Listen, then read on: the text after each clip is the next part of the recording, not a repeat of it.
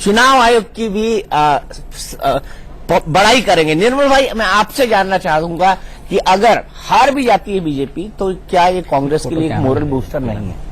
बहुत बड़ा moral booster है अगर बीजेपी हारती है तो। नहीं, अगर जीत भी जाती है बीजेपी इस परिणामों के बाद, अगर जीत जाती है तो भी कांग्रेस के लिए एक देखिए, वैसे तो जीत चाहे 2 सीट से हो या 10 सीट से हो, जीत होती है, उसमें कोई बहुत वो नहीं होता। इसको 2-3 दिन का एक इशू बनेगा कि बीजेपी की सीटें कम हो गई और बड़ी नाराजगी थी, बहुत मुश्किल से वो जीते वगैरह वगैरह, लेकिन अल्टीमेटली सरकार वो बनाएंगे जो भी जीतेगा, बीजेपी अगर जीतती है तो। और अगर कांग्रेस उसके आसपास भी रहती है तो ये राहुल गांधी के लिए एक जो अभी तक उनका ये लगातार देखिए अब फिर परिवर्तन है। 89 सीटों पर आगे हो गई है कांग्रेस और बहुमत से मात्र 3 दूर है। और मैं कह रहा हूं कि अगर अदर्स के 4 जोड़ दिए जाए तो बहुमत उनका हो गया है। बीजेपी की 2 सीट और कम, बीजेपी की 1 सीट और कम हुई है, 83 से 82 पर आ गए हैं वो। और मुझे लगता है कि अब वो क्रूशियल टाइम शुरू हुआ है जहां पर चर्निंग होता है, जहां पर क्लैरिटी के साथ नतीजे आते हैं। मुझे एक शख्स ने कहा था निर्मल भाई कि 2 लोग हैं, किसान और दूसरा पाटीदार, ये बीजेपी को बिल्कुल वोट नहीं डालेंगे।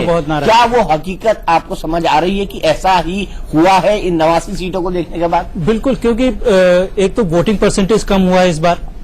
ये मानना चाहिए कि जो बीजेपी का वोटर था, जो लोग नाराज थे इसमें से, क्योंकि पाटीदार और किसान इससे पहले बीजेपी के साथ रहे हैं वहां पे, और दोनों, और खास करके महिलाएं, ये 3 फैक्टर वहां पे इम्पोर्टेंट लगते हैं अगर यही ट्रेंड है तो।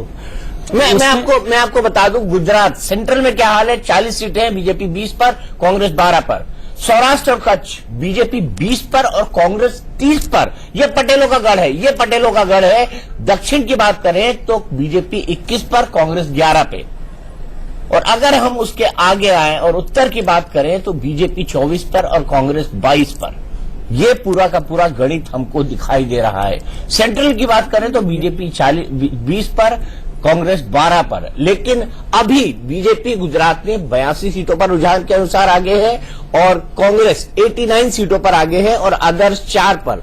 हिमाचल को भी जरा रीचेक करिए, क्योंकि हिमाचल के बारे में भी ये खबर आ रही है कि हिमाचल में तेजी से कांग्रेस ने अपनी सीटें बढ़ाई है बीजेपी के 26 के मुकाबले। तो इसको हमको ट्रैक करना होगा। मैं सीधे चलता हूं हमारे मैनेजिंग एडिटर राणा यशवंत के पास। राणा जी, आप मुझे ये बताइए कि एक बार फिर से विजय रूपाणी और नितिन आसपास पाटीदार हैं और 18% के आसपास ठाकुर हैं, दोनों को आप मिला देते हैं तो यह 50% से ऊपर चला जाता है, 50%। तो अब वहां उनको पता था, पिछली बार भी उनके लिए सीट बहुत मुश्किल थी, इसलिए चाहते नहीं थे वहां से लड़ना।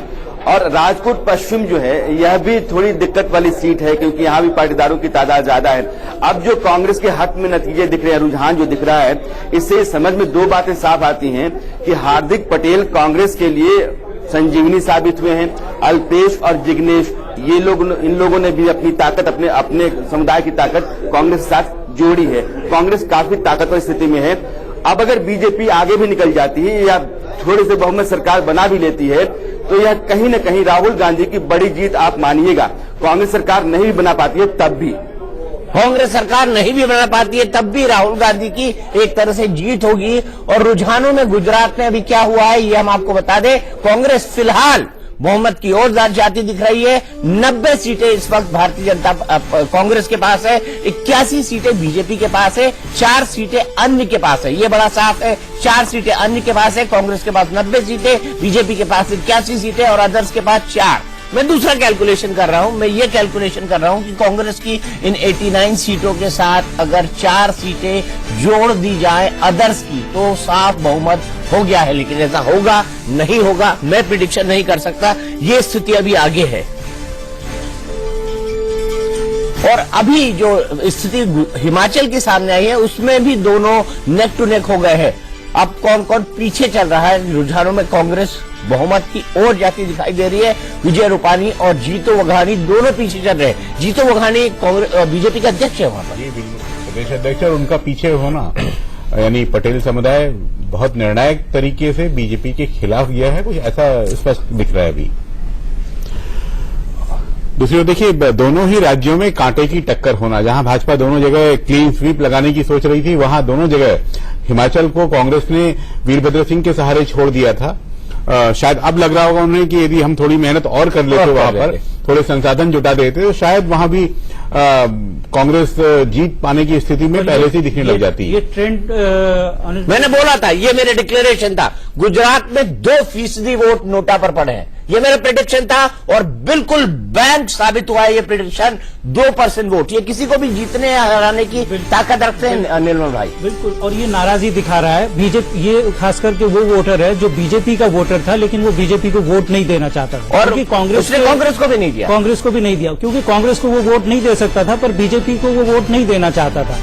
और ये जो दोनों राज्यों के ट्रेंड, एक चीज और मैं कहना चाह रहा हूं, अगर ये ट्रेंड कायम रहता है इस तरह का गुजरात और हिमाचल दोनों जगह का, तो ये आगे हमको इस बात पे बात करनी पड़ेगी कि ये प्रधानमंत्री की जो पॉपुलैरिटी थी उसको भी दिखा रहा है ये, क्योंकि दोनों राज्यों में, हिमाचल में लगातार, क्योंकि पिछला ट्रेंड रहा है हिमाचल में, एक कन्वेंशन रहा है, एक बार एक पार्टी और दूसरी बार दूसरी पार्टी, अगर ये चेंज होता है तो ये निश्चित तौर पर फिर उस तरफ जा रहा है कि प्रधानमंत्री की जो लोकप्रियता को लेकर के हम लोग पहले बात कर रहे थे वो वाकई कम हो रही है क्या।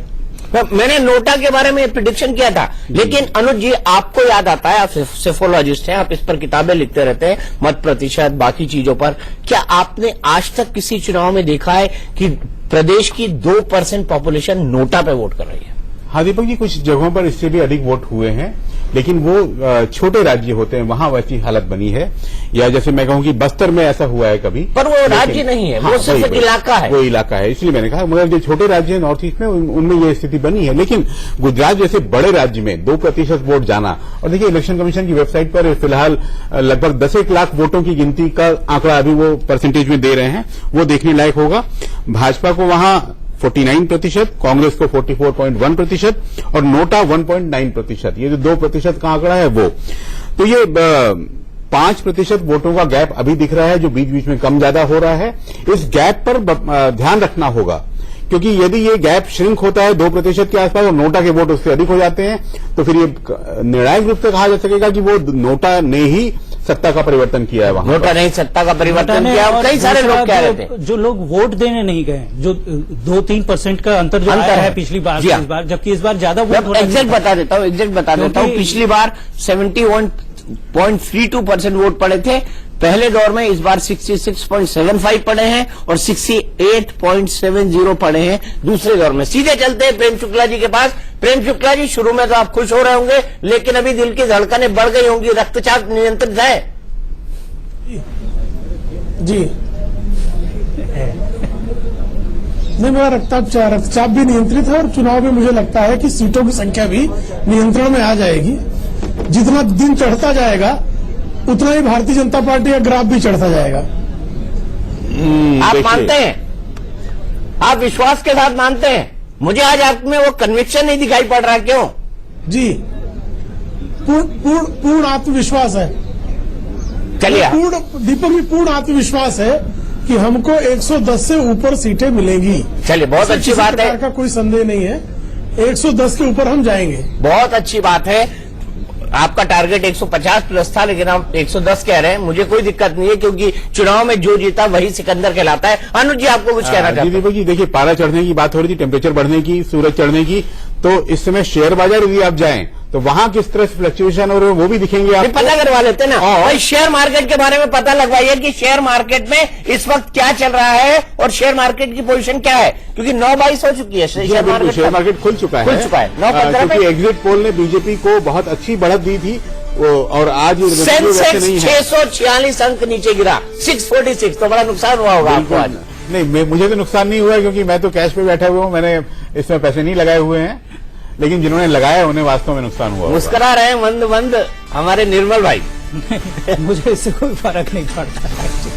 मुझे आज तक सेंसेक्स का ज्ञान समझ ही नहीं पड़ा कि क्यों ऊपर जाता है, क्यों नीचे जाता है। और इसके बाद 11 बजे जब संसद खुलेगी तो वहां क्या स्थिति होती है वो भी देखने लायक होगी। सदन आज चलता है या नहीं चलता है वो देखना। सदन तो चलेगा नहीं, अभूतपूर्व स्थिति होगी, बहुत मुश्किल है, अभूतपूर्व स्थिति होगी। और अगर देखिए 90 पर आ गई है कांग्रेस 90 पर आ गई है, बीजेपी 82 पर सिमट गई है, और अदर्स के खाते में 3 सीटें। अब कांग्रेस बहुमत से मात्र 2 दूर है, और अगर अदर्स को जोड़ दिया जाए तो 93 यानी पूर्ण बहुमत कांग्रेस और अदर्स को लेकर मिल जाएगा और बीजेपी 82 पर रुक गई है। अभी कितने वोट गिने जाने बाकी होंगे? अगर हम वोट तो बहुत सारे गिने जाने बाकी, वोट तो बहुत कम गिने गए, लेकिन 7 सीटों का रुझान अभी तक नहीं आया है। वो 7 सीटें कहां की हैं और किस तरफ जाने वाली हैं, वो पहले किनको जाती रही है, वो भी देखना बहुत महत्वपूर्ण। अब देखिए क्या हुआ, सेंसेक्स 800 अंक नीचे गिर चुका है। सेंसेक्स 800 अंक नीचे गिर चुका है, यानी उनको लगता है, गुजराती कारोबारी होते हैं, उनको ये लगता है, मुझे तो ऐसा लग रहा था कि अंततः जो व्यापारी वर्ग है वो बीजेपी को ही वोट डाल के आएगा, क्योंकि बीजेपी के सिवा उनके पास कोई चारा नहीं था। लेकिन अगर ऐसा होता हुआ दिखाई दे रहा है, जो वो अगर सच है, तो बीजेपी के लिए वास्तव में खतरे की घंटी है। घंटी मैं अभी बजाऊंगा नहीं, क्योंकि उसमें काफी वक्त बाकी है कहने में। शेयर बाजार ने तो खतरे की घंटी बजा दी है ना। हाँ बिल्कुल, 800 अंक नीचे गिर गया है। 800 अंक नीचे गिर गया है शेयर बाजार, 800 अंक। बीजेपी 82, कांग्रेस 90, अदर्स 3, मोहम्मद से 2। मोदी व्यापारियों ने, मुझे लगता है कि ज्यादातर ने अभी भी बीजेपी को ही वोट दिया होगा। नहीं, अगर व्यापारी बीजेपी को वोट अगर व्यापारी ने नहीं दिया होता तो ये 82 भी नहीं होता। 82 भी नहीं होता, बिल्कुल। मोदी सरकार के आने के बाद इतनी बड़ी गिरावट शेयर मार्केट में। एक मिनट, मामला टाई हो चुका है। बीजेपी 86, कांग्रेस 86, बीजेपी 86, कांग्रेस 86, मामला टाई हो चुका है। सीधे चलते हैं डॉक्टर धीमन पुरोहित के बाद। धीमन, ये टाई मामला हो गया है। कांग्रेस अभी तक 20 मिनट तक हाई मोरल अप ग्राउंड पर थी, लेकिन अब दोनों बराबर हो चुके हैं, बीजेपी 86 और कांग्रेस 86। आपको क्या लगता है, अभी भी 5 और 2 7 सीटों के रुझान नहीं आए हैं? ये 7 सीटें क्या कह सकती हैं? अब गुजरात में बीजेपी और कांग्रेस बराबरी पर है।